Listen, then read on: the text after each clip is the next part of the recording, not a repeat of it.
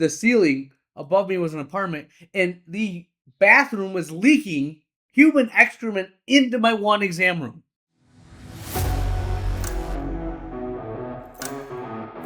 All right, my friends, the Ultimate OD podcast. I have some energy, I have some juice, I have some passion. If you are not excited about getting up and going to work tomorrow, listen to this episode. You might want to re-listen to it. You want some boostums, you want some energy. This is what I'm going to be talking about. Why I love what I do, what this job, what this crazy world of optometry gives me, and why I wake up every single day ready for more. I don't care how crazy it gets. Not saying I have all good days, but I don't care about the bad days because the good is so stinking good. Closing thought of the episode. This is the Ultimate OD podcast. Here we go.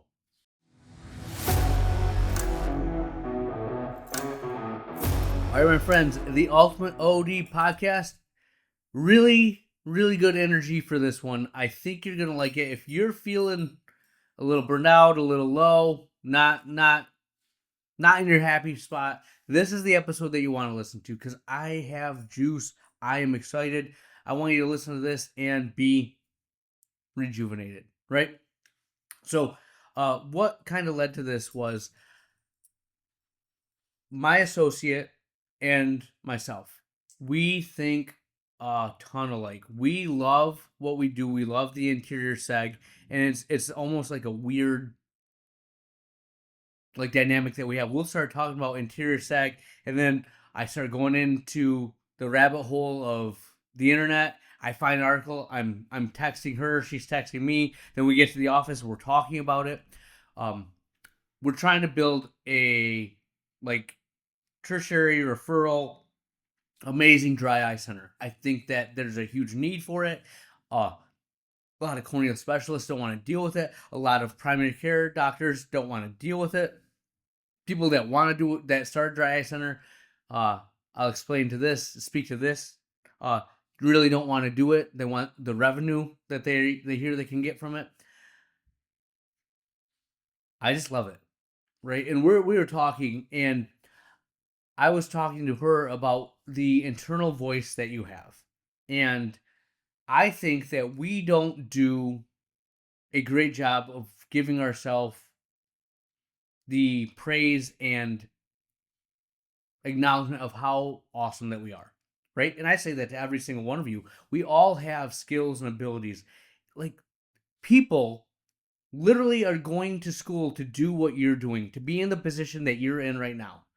And don't take that lightly. And on top of that, you naturally are a leader. Now, you might not be a great leader of huge teams. It might not be where you're at, but you are talking to patients every single day with an authority position, helping them with their health, right? You might be 50%, you might be, 80%, but people are listening to the advice that you give. It may not be all of them. You can be better. I'm sure I can be better. But people still listen to what you have to say because of your education, because of your skills and abilities, right? And the doctor, she just said something about her personality that was more of in a positive light as I could see it. I'm like, I think you need to really look into that. I think that even if you are strong and confident, the fact that you would have that view of yourself in this situation, I don't think that's real. And then I talked to her, and we went to a meeting together, XDemi. We're talking about, Demodex right now, right? And they threw up a study on the screen, and I kid you not, like a kid in the candy store, Christmas morning, so enthusiastic, so excited, and just banter back and forth between us. Like, hey, look at that. Look at the results. You see that 33% got better on their own without any intervention? And we're just going back and forth and saw that passion. And I'm like, that's what people want to be around. That will pull people towards you. And then she's like, you know what? The funny thing is, we had that talk. I was in an exam with a patient, and we started talking about systemic health. It came up. They had a lot of problems. She was helping them for red eye, and they got into this path. And the patient's mom looked at her and said, "You really care about this, don't you?" And she's like, "Yeah, I do." And I said, that's exactly what I'm talking about. Sometimes we think that our little weirdisms, like me with, for some reason, like football, love it, with running a business, talking about optometry, literally talking about optometry. I do this for fun because I love to talk to you guys about it. The Dry Eye Center. Like, I have my little weirdums and I own them. Like, I know who I am and I'm like, let's freaking go. Let's talk about this. I can I can be in a room with like people that are incredibly successful, P3, whatnot, and they're like, you're kind of intense, right? I'm like, I just love what I do, right? I really wake up every morning and love what I do. And I sent her a text that I saw today, and it said, you can't compete with someone who is having fun. Right? And I absolutely mean that. And I say to her all the time now, because this is my creed for the doctors. Authentic passion cannot be duplicated. We are one of a kind. If you love what you do, if you give every ounce of energy you have because you are enthusiastic and it's fun, you never work a day in your life when you're doing what you love, right? We have good days and bad days. Listen to the podcast. But I freaking love this stuff. And the example I bring is my Monday, right? When you run a business, you run your practice, it all falls on you. I don't go in on Fridays. I was at away doing my downtime, just trying to be one with myself, know what my inner being wants, right? No, it was actually production. But I go there at no phone, whatnot, and I just got in my car and I got a text from the office, a Slack message. It said, "Hey, do we have a backup tablet for the compass?" And the compass it's like the Iden camera. It does our fundus photos. It also does our visual fields. I'm like, no backup tablet. Why? What happened? And the screen was cracked. It wouldn't work. Well, this is great. We do photos on every single patient, so like, well, that's gonna hurt the day. I know next week we have visual fields and stuff scheduled, so I get in there and I'm trying to troubleshoot, doing everything I can, and nothing's good, right? Can't get to work. No one broke anything. It's a known defect that tablet overheats and the battery explodes, cracks the screen. Known that for years. Apparently, the company didn't tell us. Thanks, guys. But I get on the phone with the rep and I'm instantly like, hey, we need this fixed. What's going on? Can I go to the store and buy a tablet? Can you overnight this to me, to my house? I'll make it happen. And they're, long story short, needed to do an upgrade, of course, and a technician had to come and do it. So the rep is awesome. My guy, Doug, shout out to you, Doug, texted me on the weekend doing whatever he could, trying to move mountains. Love the guy, right? And I'm like, whatever it takes. So my Mondays are booked out. I was seeing like, with comps and my medical stuff, like 30 patients. I've cut down. I'm down to like 20, 22 now, right? Learning about myself, not going as hard. But I'm like, it's my busy day. Thankfully, only me. And I get in there in the morning. I'm talking to Doug, and we're getting calls from the people. My staff is awesome. They're working on it, and they're going back and forth with me. And I'm like, heck no. They're trying to tell me it's 2 weeks till I get in. I'm like, what mountains do we have to move? I want them in here tomorrow. Want them in here yesterday. How much do I have to pay? What has to be done? I'm not taking no for an answer. Got them in by the end of the week. Okay. I'm like, that's a win. But I'm dealing with that. I'm still seeing patients, right? It's coming at me. Then I'm in the exam room. And if you didn't know, when you are looking at your phoropter, if you go to move it side to side, that thing that is called, they call it the neck. The neck can seize up on you. Hooray. Well, I'm going through and I can't move the thing. So I'm trying to get it in front of the patient's face. And literally, I'm worried I'm going to like punch him in the face because I'm moving it so jerkily. It can't move smoothly. I'm telling my staff, like, don't turn the machine. It's not working. Usually they know if a patient gets worked up, they bring them right back. I'm in the middle of patients telling them, no, just have the patient take a seat, pulling out my phone, taking pictures, sending it to my rep that sold me the thing. Be like, help me troubleshoot. What do I need to do? Putting WD-40 on it. Like, then going to another room, finding out, like calling him in between another patient, and it's not going to be fixed. It seized up. I have to get a new phoropter. So I'm switching out that phoropter, taking in another one, putting in there. Now, again, could I have asked one of my staff members to do that? Probably could have, probably should have. Could have just worked out of another room, but that's not me, right? Why would I do that? I have 3 other rooms fully equipped, but no, I'm an idiot that wants to work in my room because I'm a creature of habit, and if I go in another exam room, it doesn't feel right. Right? Give me a shout out if you agree that when you go to another exam room, it just feels weird. Maybe that's just me. I know you other doctors just jump around from rooms. I am not that guy. I was in one room for 13 years. Take me in another room, like let me get familiar with it. I don't want to leave. One room kind of guy. All right.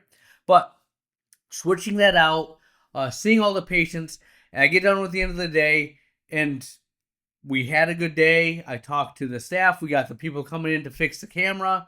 I told I'm starting to laugh. I'm like, yeah, the I fixed the phoropter, and then I saw all the patients. I'm like, that's why I was telling you not to go in. And my tech Cassie looks at me. She's like, yeah, I walked in. And all of a sudden, there was a new phoropter. I'm like, when did he have time to do this? And I got done. I'm like, I literally, and I'm not joking. I'm telling you the story. It was fun for me.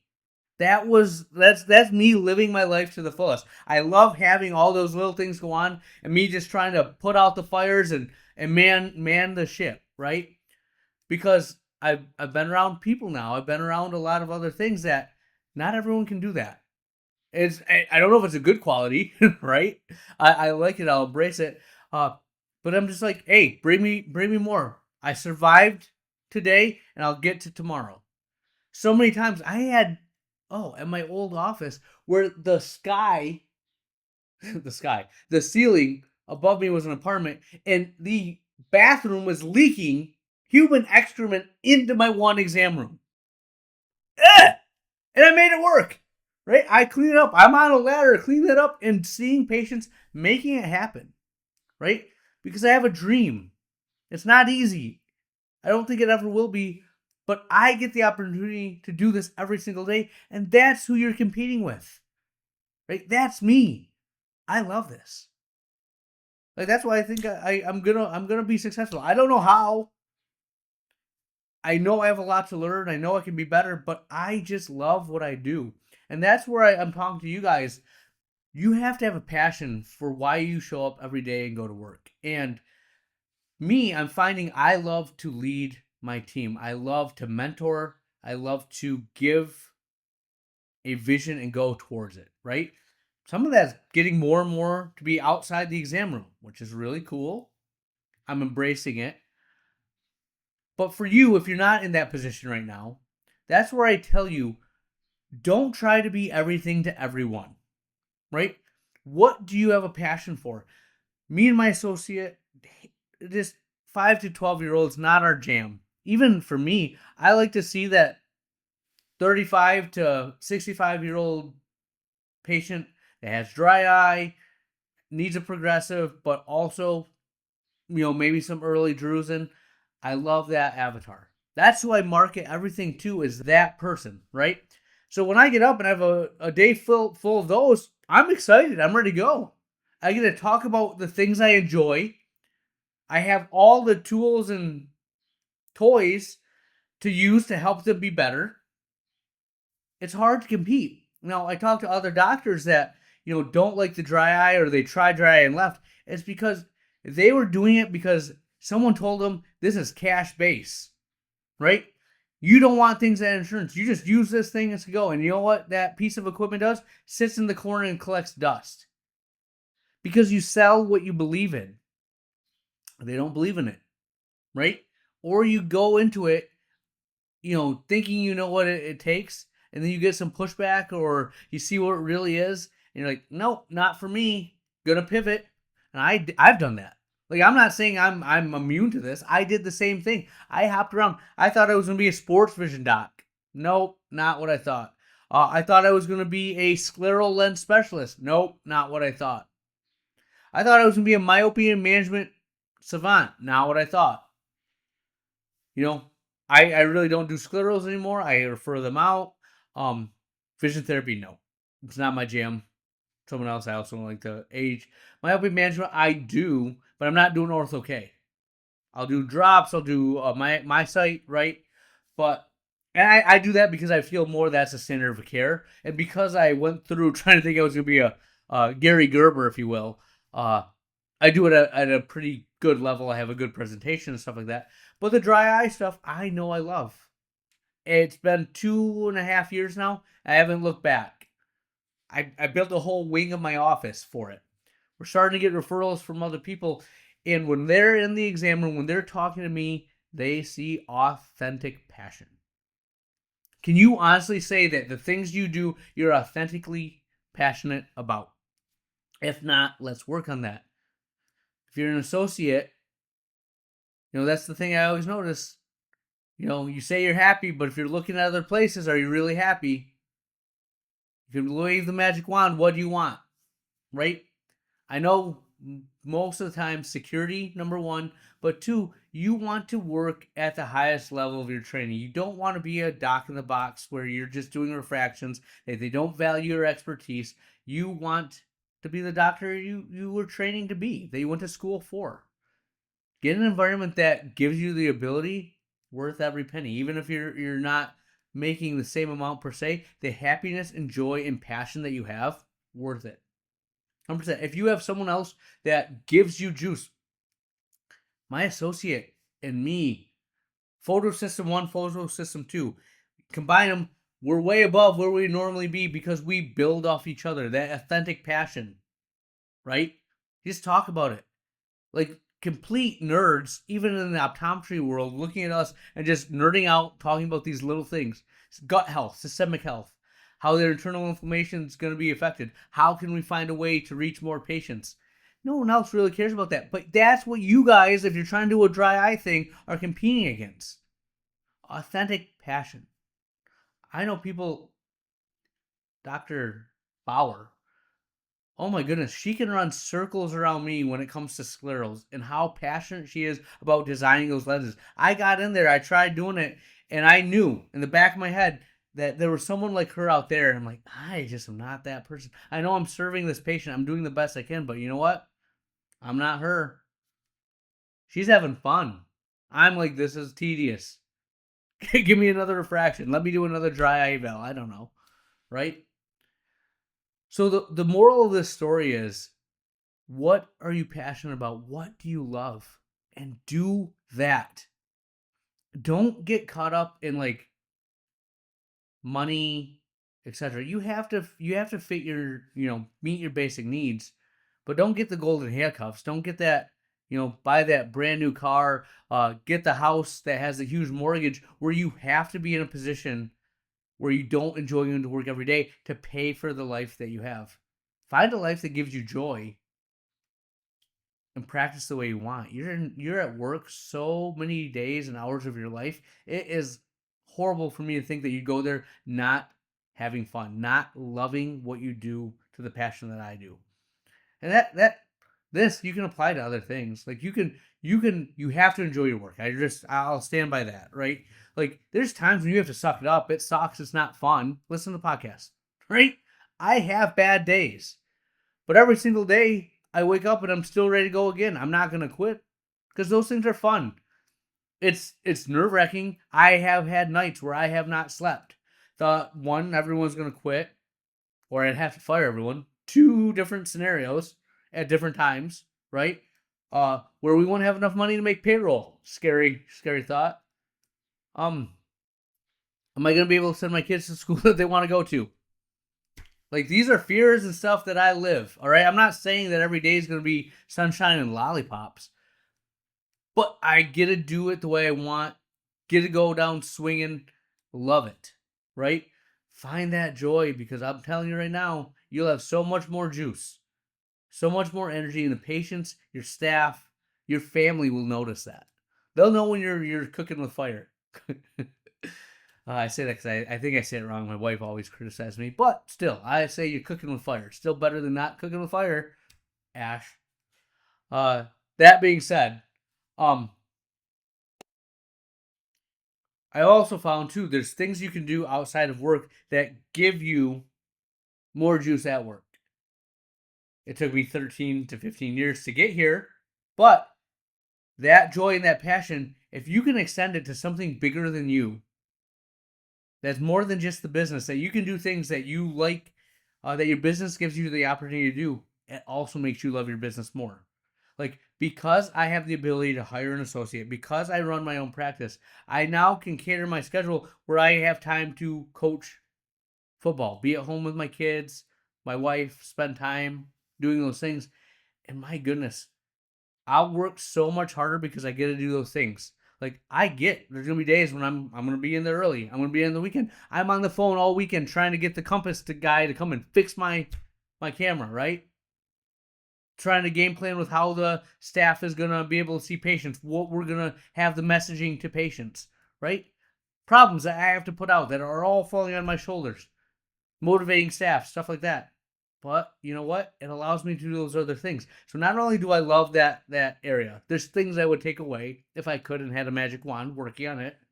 But I know that struggle, that strife allows my kids to go to the school I want them to go to, allows me to live where I want to, allows me to set up my life that I can coach a football team and like give back and just have that joy.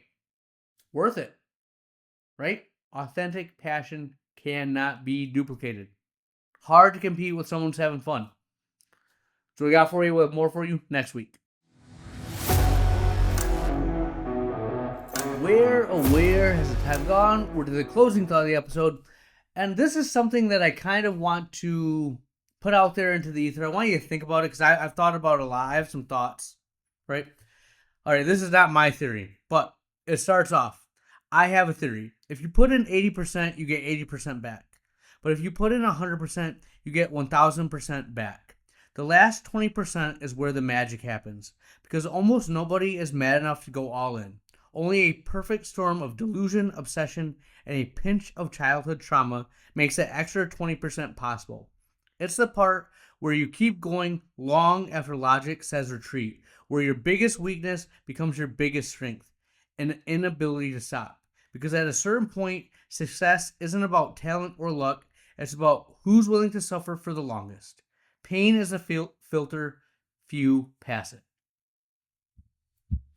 All right, let's chew on that. Let's think about that. I am a firm believer in the fact that pain is necessary for growth.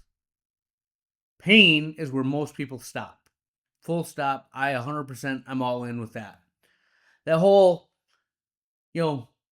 extra 20%, right? I wrestle with that because I am in this point right now where I think accepting 80% of what I could do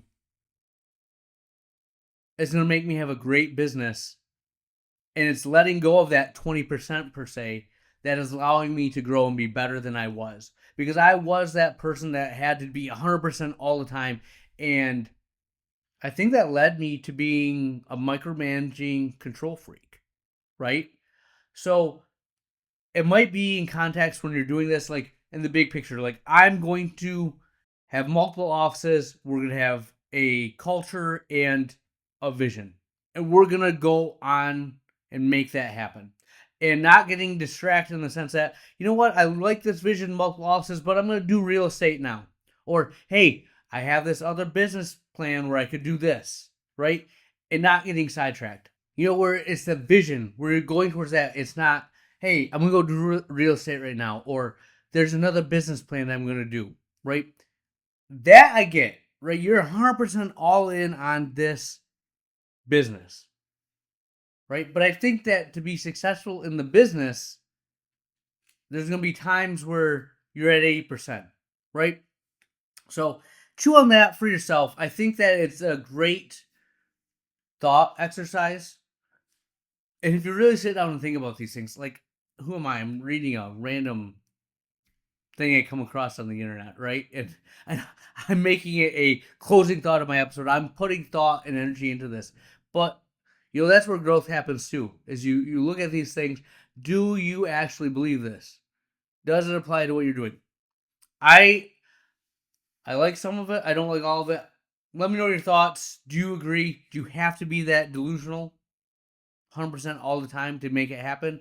Or is it more of the big picture, and then when you're running your business, you can be that 80%? You can do not the full, all in and still be successful.